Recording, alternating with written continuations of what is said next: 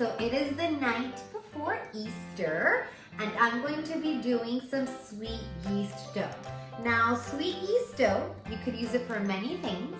You could either do donuts with it if you fry it. You can do some cinnamon rolls, which is what we're going to be doing tomorrow.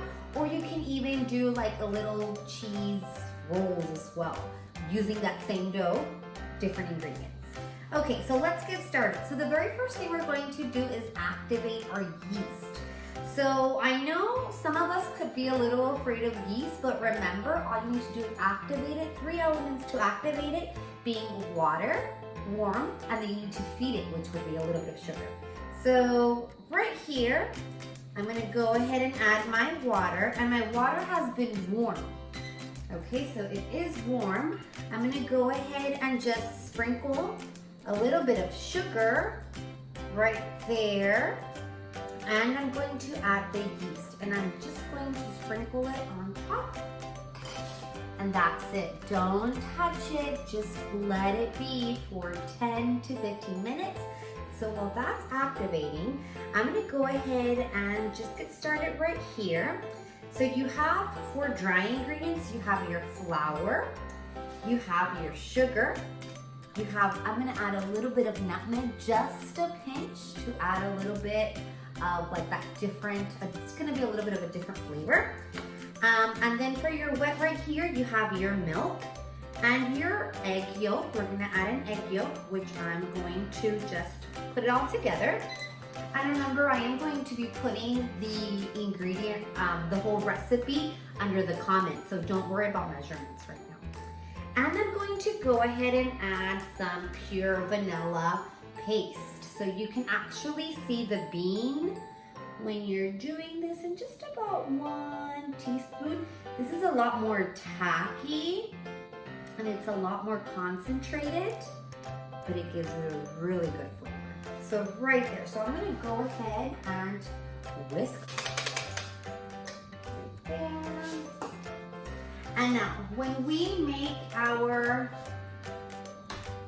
dough, we are going to be using a dough hook. And the reason we're going to be using a dough hook is because remember that the dough hook is for kneading and it's going to develop that nice gluten. So that's why we're using a dough hook. So let's just go ahead and wait, and then we'll start. We'll continue. Okay, so let's get started with doing the dough. So for flour right here, I have 2 3/4 of a cup. So let's go ahead and start by adding our flour. But anytime you are working with flour, you do not want to add everything, because remember, sometimes you need more and sometimes you need less. So I'm gonna start with less and add more as I need it. So I'm gonna keep my flour right here on the side. And then we're going to add our sugar right there. We're adding our sugar. Then we're going to add a pinch of nutmeg. And it really is just a pinch. You don't want to add too much because then it does overpower it. So just a little pinch right there. Okay, so then let's get started with adding our wet ingredients. So for wet ingredients right here, I have my milk. I have my milk, my vanilla, and my egg yolk. So right there, make sure you grab everything. You can even see the little vanilla beans, which is why I love to use that vanilla paste. We're going to add some butter that has been partially melted, not fully. And it's 1/4 of a cup of butter, which is half a stick of butter. So no need to measure 1/4 of a cup if you have sticks, and I like to use unsalted butter. Right there. Then we're going to add our yeast mixture.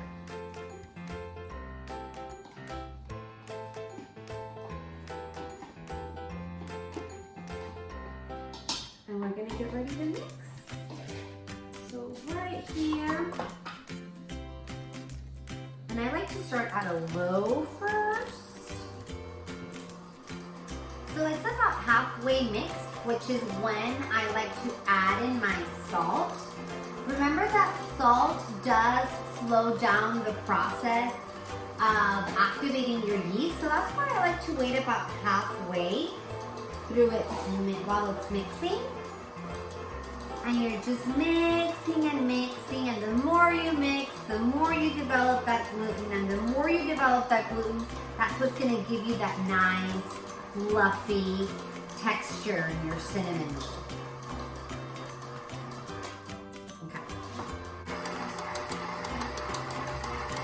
Okay, so this is a little bit over halfway.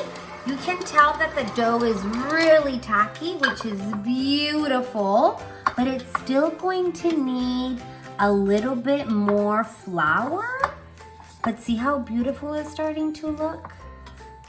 It's still tacky though, but that's okay because you still have the flour to add. So we're going to flour. So I'm gonna add some little on this side, a little on that side.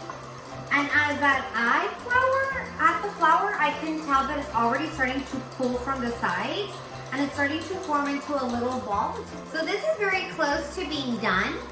So I'm gonna go ahead and put a little bit of flour onto a silicone mat, and I'm gonna add some flour to my hands, just because I know that it's a little bit tacky, okay?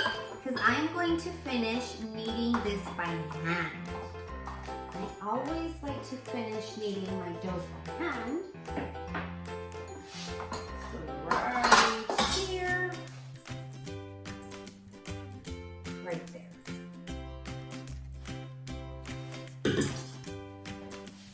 So see how nice it looks? Nice and soft. I do have a little bit less than half a cup of flour left. So if you noticed, I am not gonna need all of the flour this time. And it really just depends on the humidity, on the day. Did it rain yesterday? Did it not rain yesterday? So that's why I just like to add a little bit of flour, and if it needs it, then I add more. And we are kneading. Kneading means working the dough, so that's what we're doing right now. We're working the dough, developing gluten, and that's it. See how nice and soft it looks? And then what you're going to be doing next is we're going to let it rise. And remember, when it rises, it usually about doubles in size, and that's the process called fermentation.